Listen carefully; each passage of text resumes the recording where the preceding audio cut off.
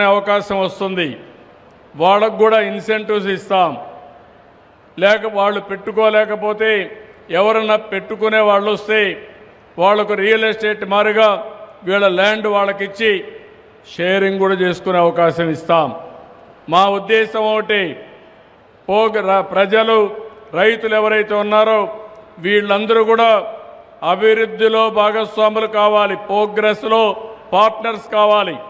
ఈరోజు అమరావతి ఉంది, ఆ రోజు నమ్మి భూమి ఇచ్చారు, 33,000 ఎకరాలు ఇచ్చారు.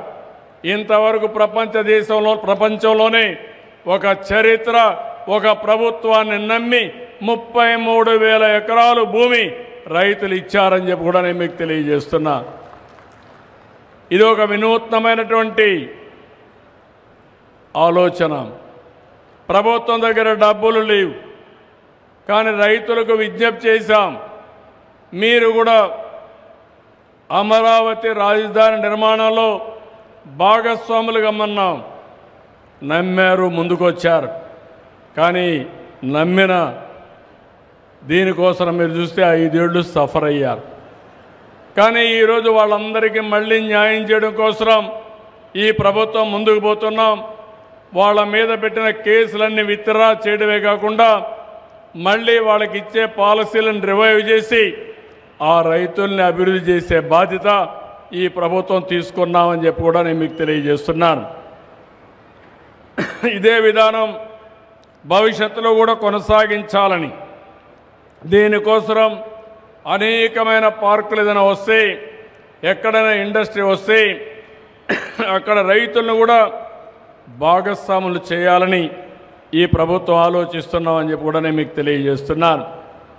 ఈరోజు ఈ యొక్క స్వర్ణాంధ్ర విజన్ అమలుకు ఒక రోడ్ మ్యాప్ తయారు చేశాం. 26 జిల్లాల్లో జిల్లా స్థాయి విజన్ ప్లాన్స్ ఇప్పటికే అమల్లోకి వచ్చాయి. 5 సంవత్సరాలు ప్లానింగ్ చేశాం. దీనికోసం నిర్దిష్టమైన వ్యవస్థను కూడా క్రియేట్ చేస్తున్నాం. 686 మండల స్థాయి కార్యాచరణ ప్రణాళికలు తయారు చేశాం. అక్కడ కూడా మండల స్థాయిలో కూడా దీన్ని అమలు చేస్తున్నాం. దీన్ని కానీ మనం చేయగలిగితే ఎప్పటికప్పుడు ఎక్కడ ఎలాంటి సమస్యలు లేకుండా అన్ని ప్రాంతాలు అభివృద్ధి అయ్యే పరిస్థితి వస్తుంది. నేను ఎన్నో పర్యాయాలు మీకు చెప్పాను, అభివృద్ధి వల్ల సంపద వస్తుంది, సంపద వల్ల రాష్ట్రానికి ఆదాయం పెరుగుతుంది, దీనివల్ల తలసరి ఆదాయం పెరుగుతుంది. పెరిగిన ఆదాయం పేదవాళ్ళకు సంక్షేమ కార్యక్రమాలకు ఖర్చు పెట్టి అభివృద్ధికి కూడా ముందుకు పోయే పరిస్థితి వస్తుంది. అలాంటి కార్యక్రమాలన్నీ రూపకల్పన చేసి ఈరోజు మీరు చూస్తే 2047 నాటికి $2.4 ట్రిలియన్